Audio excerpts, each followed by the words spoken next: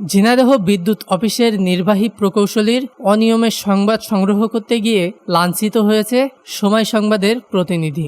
Jhenaidah West zone power distribution company লিমিটেডের নির্বাহী প্রকৌশলী রাশেদুল ইসলাম চৌধুরী ক্যামেরা ও মোবাইল কেড়ে নিয়ে ভাঙচুর করে। সোমবার সকালে এ ঘটনা ঘটে। সময় সংবাদের প্রতিনিধি লোটাস রহমান সোহাগ জানান, জেলার বিদ্যুৎ গ্রাহকের বিভিন্ন সময় অতিরিক্ত বিল, নোটিশ ছাড়া সংযোগ বিচ্ছিন্ন ও অতিরিক্ত লোডশেডিং এমন অভিযোগ রয়েছে West zone power distribution company লিমিটেডের নির্বাহী প্রকৌশলী রাশেদুল ইসলাম চৌধুরীর বিরুদ্ধে।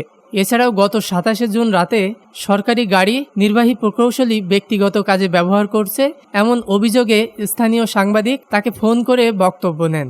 ওই দিন রাতে ওই সাংবাদিকের বাড়ি ও ব্যবসায়িক প্রতিষ্ঠানের বিদ্যুৎ সংযোগ অবৈধভাবে বিচ্ছিন্ন করে দেওয়া হয়। এ ঘটনার সংবাদ সংগ্রহ করতে সময় সংবাদের প্রতিনিধি লোটাস রহমান সোহাগ সোমবার সকালে নির্বাহী প্রকৌশলী রাশেদুল ইসলাম চৌধুরীর অফিসে গেলে তিনি ক্ষুব্ধ হন। এক পর্যায়ে তিনি সময় সংবাদের ক্যামেরা ও সাংবাদিক সহ চিত্র সাংবাদিক সজিবুল ইসলাম সজীবের মোবাইল কেড়ে নেয় ও লাঞ্ছিত করে।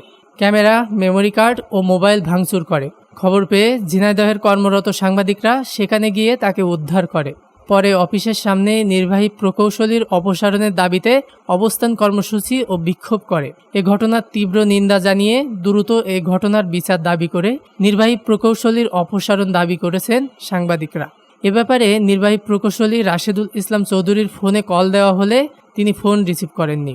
ডেস্ক নিউজ, দৈনিক রানার।